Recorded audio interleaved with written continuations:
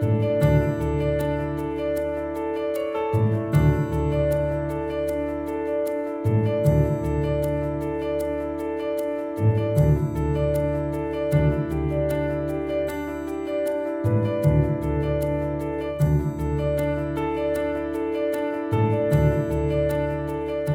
name's James Mann, and I'm a classic car photographer working mainly for books and magazines.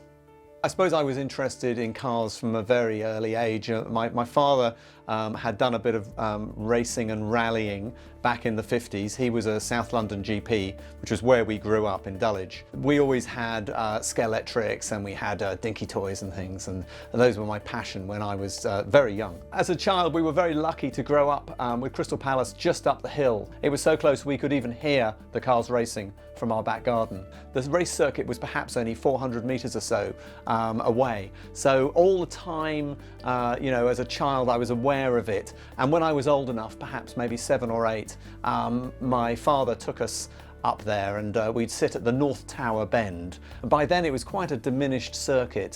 The Grand Prix cars were no longer, were far too powerful, so it was mainly the saloon car racing, what we'd call touring cars now. That was Ford Galaxies, Mustangs, Minis, and it was very exciting. Since then, actually, I have competed on the circuit again when the Sevenoaks Motor Club started it up again, and they did a little sprint on a corner section, which was my favourite spot, so I absolutely loved doing that.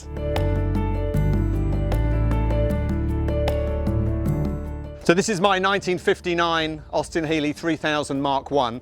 I've owned it for about 20 years. When I got it, it was quite an affordable car. Now they've come up in value a little bit now, but I particularly love it because cars like this raced at Le Mans and at Goodwood, along with the Aston Martins and the Ferraris, which really are completely out of my price range. So I feel like I can own a little bit of history. So let's start it up and see what it sounds like. Hopefully it'll run on a cold February morning. Let's just see. There we go. So it's got the side exhaust, which was a competition extra, and you can hear that fantastic straight six engine. Actually, it came from a commercial vehicle. It wasn't a sports engine at all, but I've added a few competition parts to it that makes it rev a little bit more freely and gives it a little bit more power. My interest in cars continued into kind of young adulthood when I got an opportunity to work in America when I was 19, and during that time we went to Daytona and saw some great races, and I continued traveling for a few years before I got a place at college to study photography. So I actually deferred my place for a year. During my few years I spent traveling, I lived and worked in Australia and in New Zealand. Whilst I was in Auckland, I got some assisting work in a proper photographic studio, which was really my first experience of what it was like to work on a professional side of things.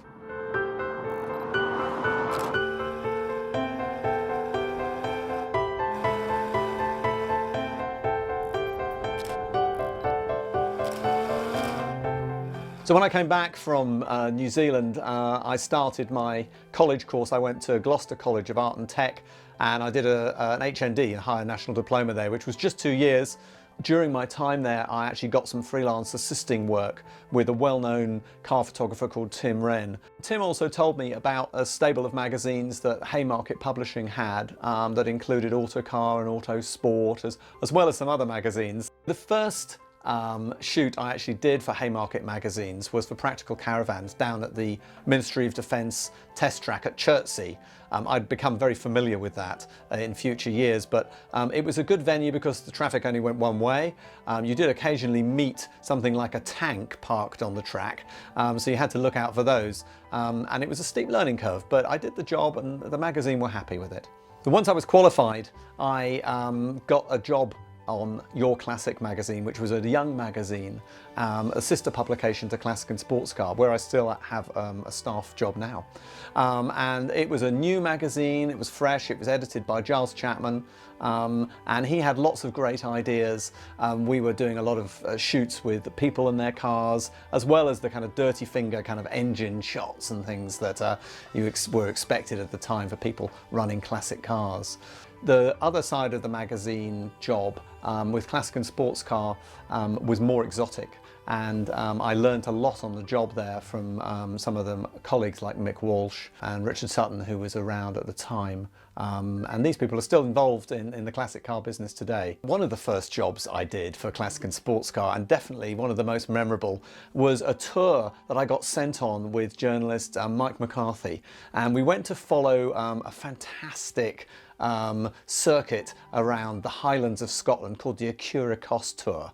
And this featured such cars as BMW M1, you know, Lamborghinis, Ferraris, you know. I couldn't believe my luck. You know, it was beautiful landscape. It was amazing machinery. And wherever you pointed your camera, really, it was solid gold. And one memorable day, I think it was actually my birthday, which is May, we did a run down through Glencoe. I think it's that road that features in Skyfall when they first drive up to Scotland with the Aston Martin. But I was in a car that was owned by Alfa Romeo specialist Paul Grist at the time. It was the ex-Tazio Nuvolari Alfa Romeo Monza, a 1930s Grand Prix car. This car was an extraordinary machine, and we certainly bust the speed limit going through there, and it only really had 1.5 seats, and I was in the half seat, sticking out mostly, getting wet and rained on, but the experience completely set me on fire with kind of excitement, you know, and I'll always remember it. So this is one of my favourite cameras. It's the most basic Hasselblad, actually, 500C from the 1960s, and I use this with a standard lens, 80mm, and film at Goodwood, just to cover all the kind of atmosphere and characters and things that they have there. I've also featured this fabulous beast here, which is a Linhof Technica dating from the 1950s. It's pretty much the sort of camera that all the newsmen would have used, with a flash on the top. It takes sheets of film, 5 by 4 inches, and focusing is done by winding in and out this bellows on the front. I love all these old cameras because cameras used to be much more mechanical. This is a Polaroid camera which folds completely flat, called an SX70, and these were absolutely the height of fashion. The little square Polaroids you see with the white bar at the bottom that were so much loved by all the movie people, and it just pops up, has its own battery that comes with it. You can't get the film for these anymore, so like most of these cameras, they sit on the shelf and gather dust, but I still use them sometimes. This is another favourite photograph of mine, taken by Jesse Alexander, the veteran American photographer. He came over to photograph the racing scene after the war and followed some of the most iconic races. This is a shot of Stirling Moss driving the Mercedes Grand Prix car, and I was very fortunate that he agreed to write the foreword for both of my How to Photograph Cars book, and we've remained friends for nearly 30 years now.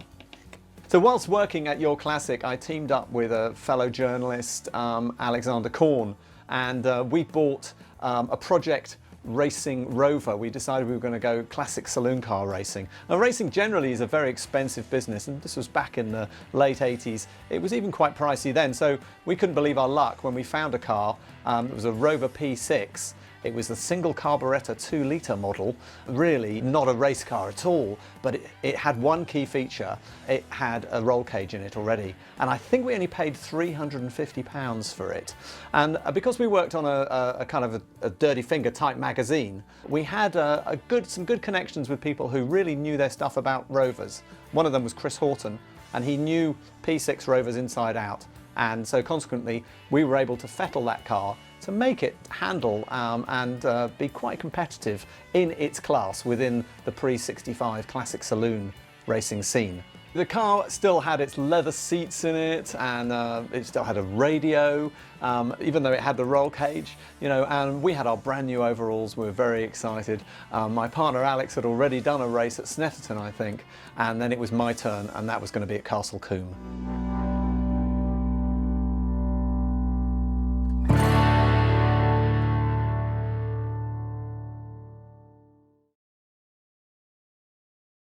We used to share the driving, and my first race was at Castle Combe in the West Country. It's a fast circuit, and we were quite nervous about racing there. We used to drive the car there with the racing wheels in the back seat, and when we'd get there we'd jack it up and we'd change each wheel off the road tyres and we had some Dunlop racing tyres, I think we'd blagged from somebody. Off we'd go racing. Now, our car was quite different to many of the other cars there. As I mentioned, I think we were racing against Mustangs and Lotus Cortinas, and a lot of these cars were immaculately turned out, and our car really was a bit of a shed. But amazingly, we always got through scrutineering. And I remember sitting on that grid and feeling that adrenaline pumping and thought, this is what it's like to go racing. I couldn't believe it. In reality, of course, the car was slow. We were racing in amongst Lotus Cortinas and Mustangs, and I remember coming into one corner with a Mustang filling the rear view mirror, and the guy shaking his fist at me, and I think other gestures were probably waved out the window on the exit of the corner. But all in all, it was a very, very exciting and a great fun thing to do, and we did it on such a limited budget, which you really couldn't do today. As we were working on a magazine, we were writing about our story of racing on a very tight budget, and we got the nickname of Team Unprepared. There was even a cartoon that was drawn about us for Team Unprepared, because lots of things went wrong, as you'd expect, you know. And one of the funny things that happened was, I remember Alex was about to go out on the grid, just 30 seconds or so, and he stepped out the car to check something. Now, Alexander's eyesight was appalling. He had very thick glasses, and I hopped into the seat and I sat on his glasses, breaking them, at which point he had a fit. I mean, he could see nothing. So we took his helmet off, and I think we ended up gaffer taping the glasses to his head and then jamming the helmet back on.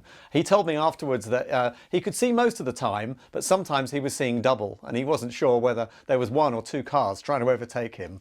At the end of the classic racing season, we got offered a place to go and take part in the classic Circuit of Ireland rally. It's notoriously rough on cars, but actually the Rover sailed through it, and after that we sold the car, thinking we'd never see it again. In fact, the following year we were back with a different car, a Riley 1.5, to take part in the Irish Rally too, and there was the old Rover again, absolutely fine. All they'd done was paint it, I think. The last time I did the rally was in my Austin Healey, and it's typically very low slung, and when I arrived, all the Ulstermen, which is where it started up in the north, kind of pointed and laughed and said, oh, you'll lose your exhaust on the first stage, and sure enough, we lost our exhaust on the first stage. We managed to cobble it back on again, but it was just funny because they knew the terrain and they'd seen it all before. One of the roles I had to do as photographer on the magazine was to go to a lot of car events. Lord March kicked off with the Festival of Speed, but my favourite event is the Circuit Revival that's held at the track, and it celebrates the heyday of British motor racing from 1948 to 1966.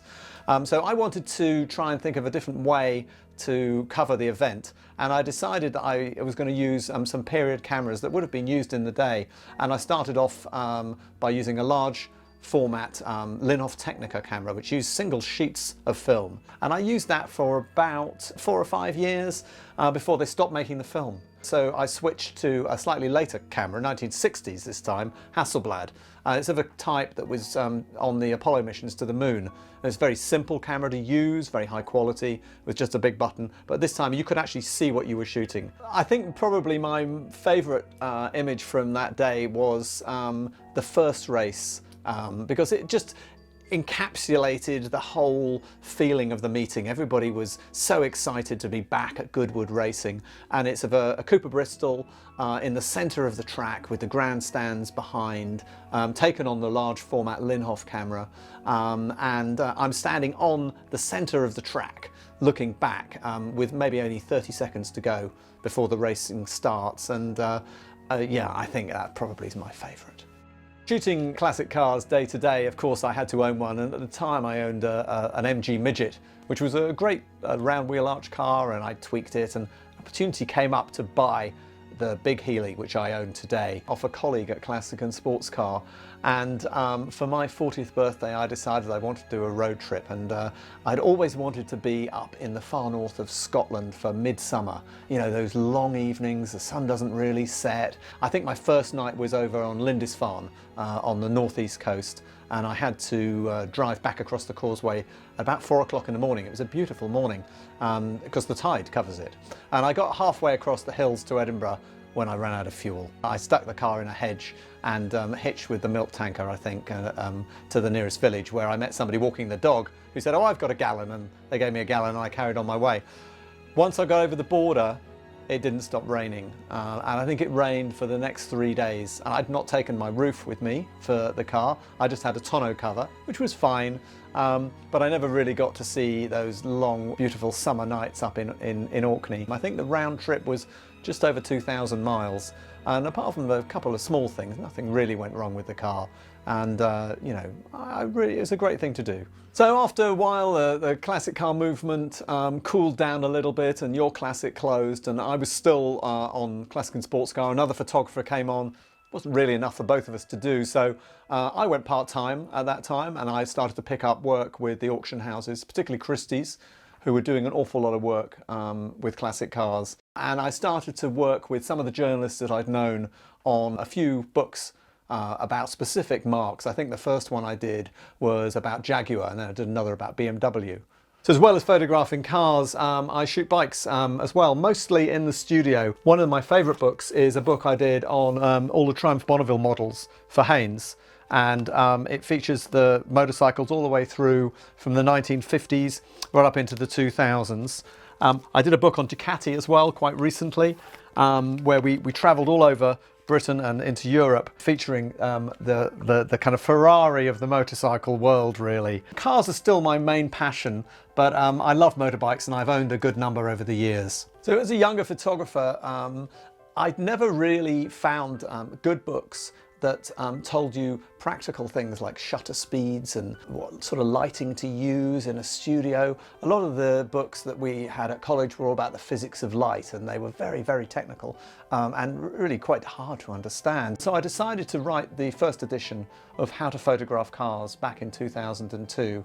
In the book, I talked a lot about how to compose an image, the rule of thirds, how to shoot at events, motor racing, circuits and rallies, and I think it became a very practical guide that I've met a lot of photographers who used it to help them along the way. It ended up being a bestseller, particularly in America. So this is the original edition of How to Photograph Cars that I shot and produced in 2002, and the new edition we just did for 2016. Got much more information in it. It features obviously a lot more technical stuff about digital photography, as well as all the usual things that students like so much, like the behind the scenes studio photography and all of the technical stuff about how to shoot at events, motor races, how to get your passes, and everything from a camera phone right through to the latest top digital SLR. So after writing and working on such a practical book, an opportunity arose to look at cars in a slightly different way, and I was approached by Zach Miller at Motorbooks International to talk about doing a book based in the studio of looking at racing cars as art. And we worked out a process where we'd shoot the cars in a large white infinity cove, but on a black background. And this really made you see them in a completely different way. For the book, The Art of the Formula One Car, one of the challenges was actually acquiring the car. Some of these cars were worth millions of pounds and were scattered all over the world. And we had a real coup because one of the first cars we got was the 1955 Mercedes W196 Streamliner that Fangio and Moss had driven. And after that, things were a lot easier and people stepped forward to offer their cars. The Art of the Formula One book was tremendously successful and won a few awards, and the publishers asked us to do another book, this time based on Le Mans cars. These cars were even harder to find than the Formula One cars. They were worth up to £30 million, and they'd cut our budget. We ended up having to do sometimes 3 car shoots in a single day in the studio. I think once we shot the Le Mans winning Aston Martin DBR1, the Le Mans winning Porsche 917K and the Le Mans winning 962 Porsche as well, all in the same day. And we were pretty wasted at the end of that, I tell you. So this was a really popular book I did, The Art of the Supercar, with the incongruous name of Form Follows Function to start with. But it did feature some fabulous cars, including this stunning Alfa Romeo Stradale Tipo 33, which really has got to be one of the most beautiful cars I've ever photographed. The Lamborghini Miura, of course, is in there, as is the Ferrari 275 GTB4. We featured over 25 cars in this, and we're hoping to update it soon.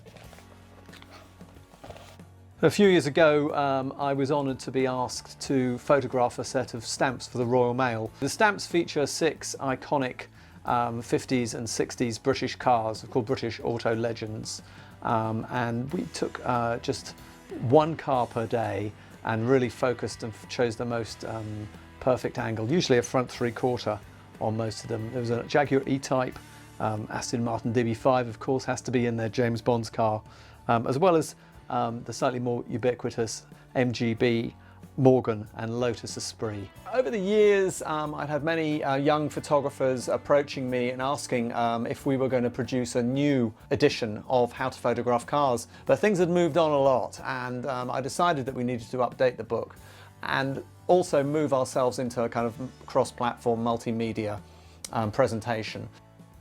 So I launched a YouTube channel, How to Photograph Cars, and on the website you'll find lots of tutorials, anything from how to photograph a Porsche, driving action, to studio shoots, explaining about the lighting. I think once we had Jensen Button's championship-winning Brawn in the studio, and that was really quite something. You'll find all of that on the tutorial videos from How to Photograph Cars on the YouTube channel. I don't really have any regrets. Maybe, you know, I wish my dad had bought that Bugatti back in the 1950s, but that wasn't to be. Looking forward, I think I'd love to do a book about land speed record cars. It would be almost impossible because they're scattered all over the globe. Half of them are enormous, you know, don't move. But maybe one day a publisher will fund me to go off and track them all down.